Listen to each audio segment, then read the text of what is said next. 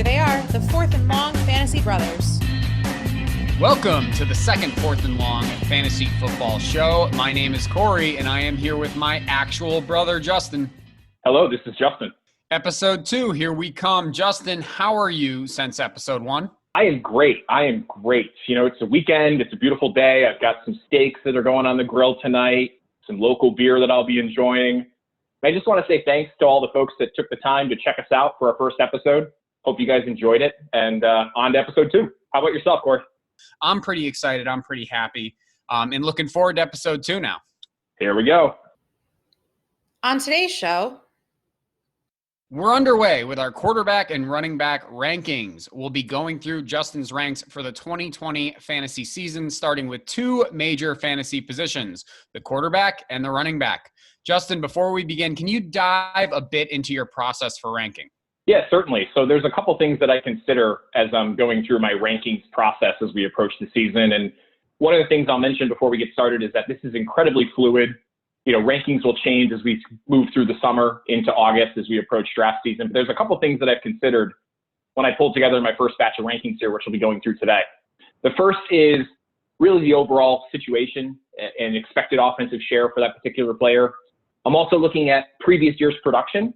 So really, how well has this dude produced over the last couple seasons? The offense as well, I consider. So guys that end up in better offenses, in terms of my perspective, end up being higher in the rankings as well.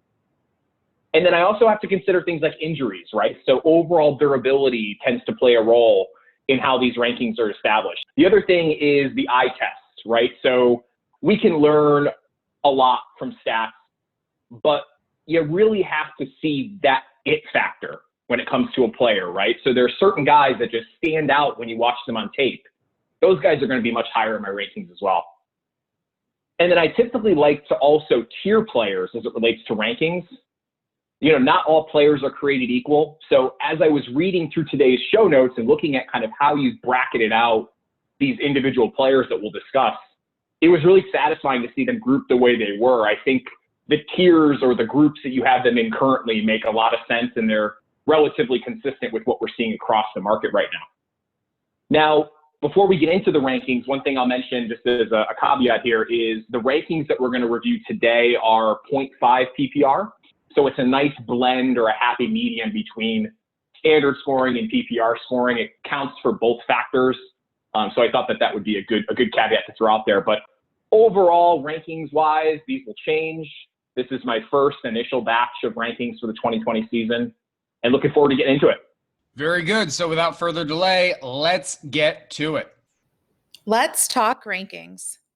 All right, we start with the quarterback, which seems almost deeper than ever before, but finding the right quarterback to fill out your team can be the key to a great fantasy season. Justin and I are both of the mindset that you hold on QB for as long as possible, but at a certain point, value can be found early. Let's start with the consensus 1-2 for most, which is the same for Justin. Number 1, Patrick Mahomes, and number 2, Lamar Jackson. Justin, is that the right order for these guys, or is it more of a 1A and 1B in your mind? Choosing between Mahomes and Jackson is like choosing between a New York strip and a filet. I love them both. It really just depends on the day and how I'm feeling. Let's talk about Mahomes first. So I was on Mahomes after he made just one start in 2017 against the Denver Broncos. He came off an electric 2018. He put up the third best quarterback fantasy point per game total of all time, just behind Lamar Jackson from last season and Aaron Rodgers. You know, he got hurt last year, which was unfortunate. He essentially missed 3 games after that short goal line run against Denver, where his kneecap kind of went sideways. But I've loved this kid since he was drafted. He's got special arm talent. The guy had 122.9 passer rating on passes 20 yards down the field, which was the second highest in the NFL. The other thing I love about Mahomes is he just doesn't get sacked. He takes plays outside the pocket, and he really has that elite playmaker ability that most quarterbacks do not have these days. And I want to plug Mecole Hardman, who we talked about on our previous episode. Mahomes had 153.9 passer rating when he targeted Mecole Hardman last year. And you think back to the late round wide receiver discussion that we had talked about on our last podcast. And I just love the weapons that Mahomes has at his disposal. The addition of Clyde Edwards-Helaire, the return of Sammy Watkins, who will be hopefully healthy this year. You're really splitting hairs when it comes to Mahomes and Jackson, but I'll take the guy who relies a little bit less on his legs when it comes to Mahomes. Now let's talk about Lamar Jackson. So Lamar Jackson threw a touchdown on 9% of his passes in 2019. That was the 4th highest mark of all time. In addition to that, there were 8 games last year where a quarterback threw for 5 touchdowns. Lamar Jackson accounted for 3 of those, while no other quarterback accomplished that more than once. So we talked about regression in the last episode. I do see some regression coming for Lamar in the passing game, but I do love his rushing upside. Despite sitting out week 17 last year, he totaled 1,206 rushing yards. That was 167 more yards than Michael Vick's previous record. Now, he himself has come out and said that he wants to run the ball less. There's going to be that adjustment that defenses will make as it relates to how they scheme for Lamar Jackson this year. But we know it works, right? I mean, he's just a special, special talent. I don't think we've ever really seen a player like Lamar Jackson. Now, speaking about the running, I think there's this preconceived notion in the fantasy community that running quarterbacks tend to get more injured or they're at a higher risk for injury. I was reading through an article this week that Sporting News had released that really covered off on how there's just not that much fact behind that statement. There's just as much risk for a quarterback to get injured just sitting in the pocket versus running wild in the offense. I think there's that unconventional thought process around how risky it is for a quarterback to run.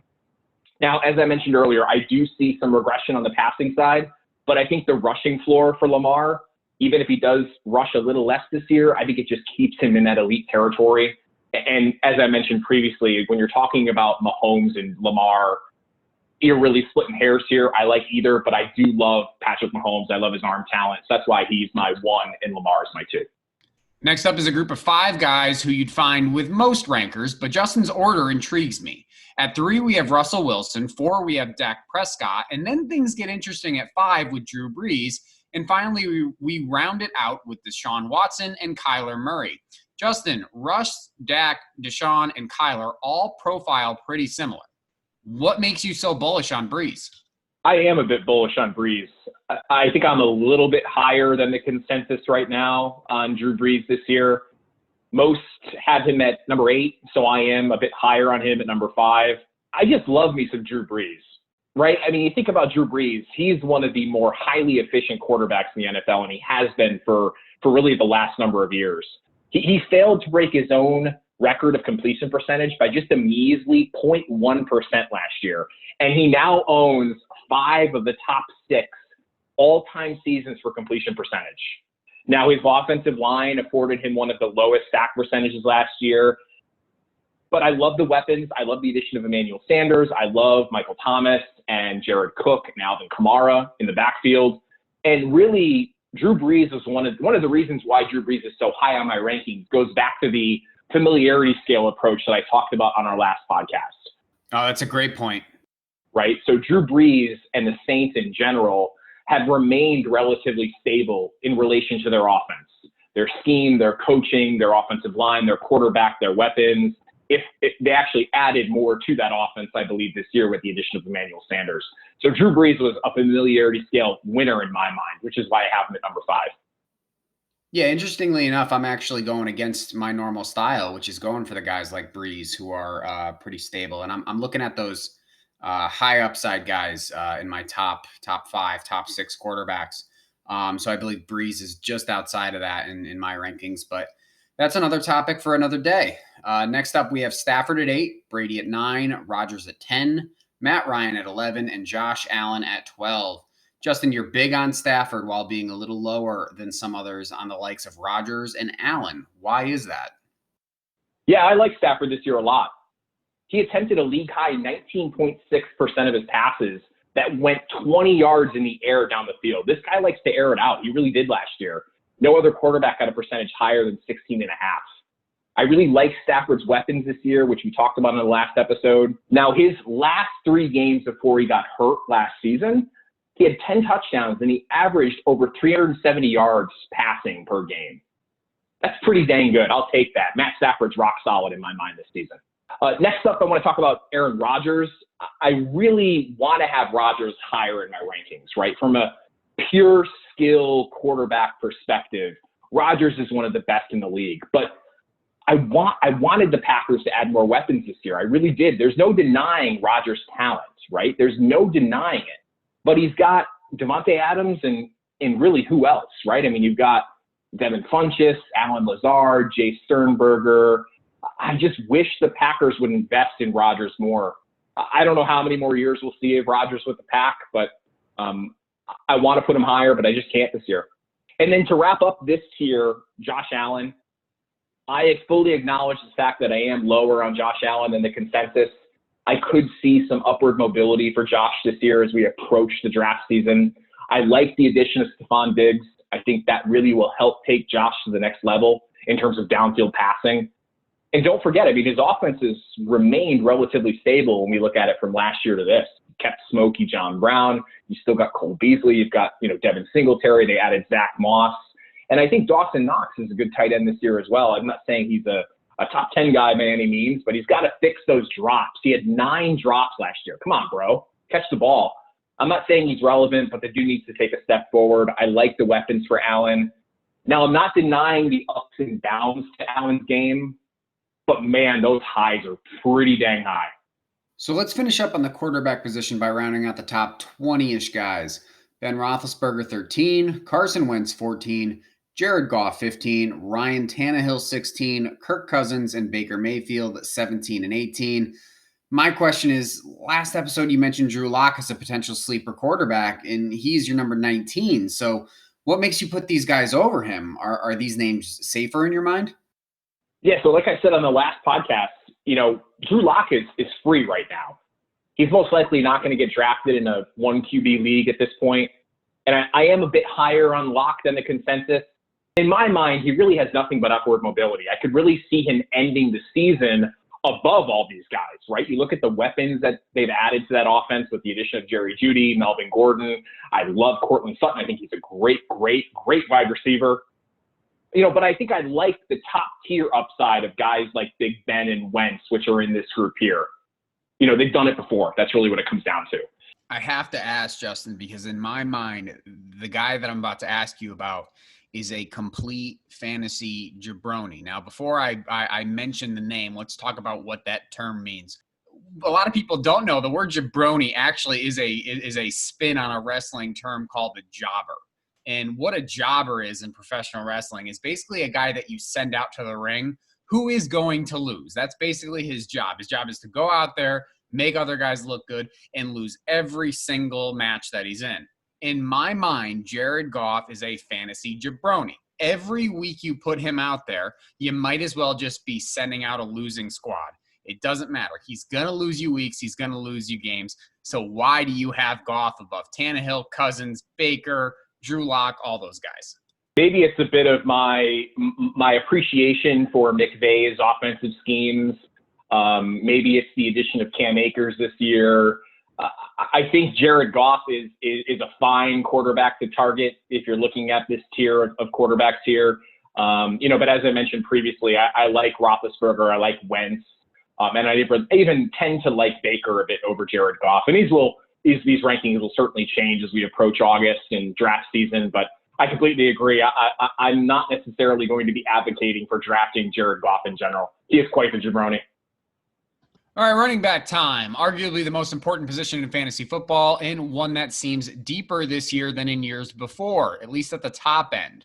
We still have a consensus top 3 or 4 like most years, but there's some big names falling into the late teens and early 20s on some boards. Justin, let's kick it off with your top 4. McCaffrey, Barkley, Elliott, and Cook, 1 through 4. Why that order? Again, I really like how you've tiered these guys out in this running back discussion, so kudos to that. I think there is a top 4 at the running back position and maybe even a top 5 if you want to include Alvin Kamara. CMC, in my mind, is really in his own tier by himself. Dude is just a jack of all trades. He had 142 targets in 2019, which were the most ever to a running back, as were his 116 receptions that he had. He actually broke his own record of 107 receptions the year prior, just this past year. The only real record left he has for receiving from a running back perspective is receiving yards. He had 1,005 last year, and that fell just short of Marshall Faulk's record of 1,048. The other thing, too, that I love about McCaffrey is just the overall opportunity he has in his offense. The guy just does not come off the field. They added nobody to that backfield this offseason to compete with McCaffrey. He was number 1 in carries inside the 5 last year. He was number 1 in carries inside the 10 last year. And he was number 2 in carries inside the 20, just behind Zeke. All I can say is if you get Christian McCaffrey, enjoy the ride. Now, Barkley, Zeke, and Cook, they kind of make up a second tier in my mind in these top 4. I'm really comfortable with any of them. There's really not much you can say about Barkley, Zeke, and Cook. They're all phenomenal running backs in the NFL. They all have their own strengths. Cook is my number 4, just simply due to his injury history and his injury rating that I have associated with him. He's just a higher risk than Barkley or Zeke in my mind, but I like any of the 4 in this tier. 5 through 11, we have Alvin Kamara, Joe Mixon, Derick Henry, Nick Chubb, Josh Jacobs, Kenyan Drake, Aaron Jones. Justin, of that group, who could you see vaulting into the top 3 or 4 next year, and who could you see falling off? So these are all guys that you will probably end up seeing going in the late first, early second come August. I think that's kind of where they have settled in as we approach the summer here. As I mentioned in the previous discussion, Kamara, I could really see Kamara taking that next step and getting into that group with the top 4 and making it a top 5. He was another familiarity scale approach winner for this season. He could really make another tier jump come the season start. Now, in terms of the individual who I think could really take a next step this year, and I have him ranked relatively high, is Joe Mixon. I mean, is there really much more to say about Joe Mixon? The guy is just explosive with the ball in his hand. Now, he was number 2 in carries inside the 5 behind only CMC. I love the talent of Joe Mixon. Jonah Williams is coming back, the left tackle that they drafted last year who got hurt. I think Burrow should prove to be an upgrade over Dalton this year. The dude was just a workhorse in the second half of the season last year. Yeah, he really was that workhorse, and he's just such a great talent. I think I set you up for Kamara being the easy answer here, but I'm glad you went sort of the Mixon route, and I'm in full agreement that I think Mixon could really make a jump into that top 5. So now that we've got the guy you think could really be vaulting into the next tier, who are the guys that you're really fading and really think could potentially fall off? In this tier, there are 2 guys that I'm fading. It's Aaron Jones and Derick Henry. Derick Henry is just a bit too rich for my blood still. I'm fading Titans in general. And then for Aaron Jones, drafting A.J. Dillon was a bit odd in the second round for the Pack. It seems like they want to employ an RBBC. And don't get me wrong, Jones is great, and he's a highly efficient player, and I'd be very happy to have him. But I don't see him keeping up that TD pace. He's a prime touchdown regression candidate for this year. Then we have your first rookie. Justin, last episode, you said you were fading rookies this year. And then you have Clyde Edwards-Helaire in at number 12. Is this purely an upside rank here? Does it have to do with the lack of faith in the guys following him? CEH at 12 doesn't seem like a fade to me. Yeah, I did mention that I'm fading the majority, if not all, rookies this year in relation to my familiarity scale approach. But I think with Clyde Edwards-Helaire, he may be the exception on rookies. I think the upside is probably the highest for any rookie in this class this year, especially in redraft settings. I could see his price getting a bit too high as we approach the draft season. I could honestly see him creeping into the early second round by the time we reach August.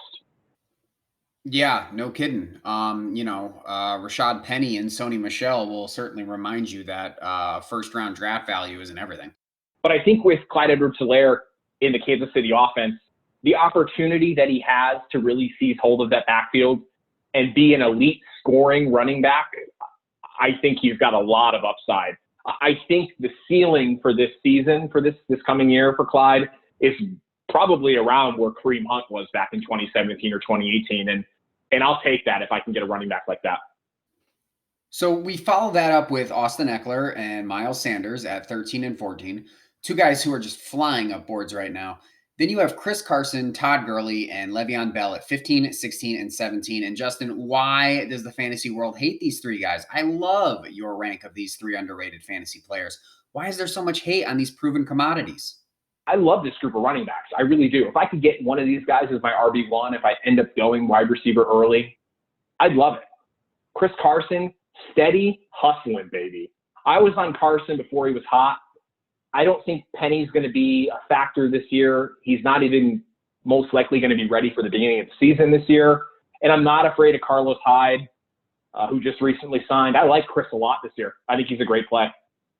Gurley and Bell are somewhat similar in my mind in terms of the fact that they've had incredible fantasy success in years past. Now you've got Gurley in Atlanta. I think he'll have double-digit TDs. I think he's a lock for double-digit rushing touchdowns. I don't necessarily know he's going to be a top 5 guy, but he's got top 10 upside for sure. I like the value this season. And Le'Veon Bell, I don't love Le'Veon Bell this year. I think it's more of a hate for Adam Gase in general. Now, don't get me wrong. Bell is still talented. He hasn't totally lost it yet. But I'd much rather have a guy like Todd Gurley or Chris Carson over Le'Veon Bell in this range. David Johnson at 18, Leonard Fournette at 19, James Conner 20, and Melvin Gordon 21. Who do you love in this group, and who made you sick when ranking these guys? I think these guys are all targets that you could, again, go for if you end up grabbing wide receiver early. Now, DJ, we talked about him last show. He's one of the individuals that I learned a lot from last year, just given his early season output at the beginning of the year. I think he's a near lock for almost 300 touches, and volume, of course, trumps all when it comes to fantasy football. Now, Lenny, I am slightly lower than most experts on Fournette. I did like Fournette coming out of college, but I never really saw him as a long-term running back in the NFL, just purely based on his running style. He was healthy this past year, but he really wasn't before that. He had a couple troubled early seasons in his career, but he seemed to take that next step and mature a bit more last year. And he was a real PPR monster last year when it comes to running backs. He had 100 targets and 76 catches. I can still see Fournette getting all the work that he can handle in the run game, but I just don't see him catching 75 passes again this year or even getting close to that mark. I think he regresses more back towards his career average for his first 2 years of his career. Now, James Conner, my gosh, have you seen this guy's lats? My gosh, his back is freaking ripped, man. Damn, Conner's a bit undervalued this year. I will buy Conner this season. I like the Steelers' offense in general with Big Ben back in the fold. And then Melvin, you got Melly in Denver here. I like the Denver offense this year and really just the team in general. It's interesting, with Denver, you have a guy who's proven he can hang in the league in Philip Lindsay. They then drafted Royce Freeman just 2 years ago. You don't bring in a guy like Melvin Gordon just to sit him and not play him. I think he's a really talented running back. I've liked Melvin Gordon for the last couple of years in LA with the Chargers. I'd be super happy with Melvin Gordon as my second running back in my squad. All right, rounding out the top 30, we have Jonathan Taylor, a pretty high rank for another rookie, but a damn talented one. Mark Ingram, a low rank in my opinion, not just by you, Justin, but by the whole fantasy community.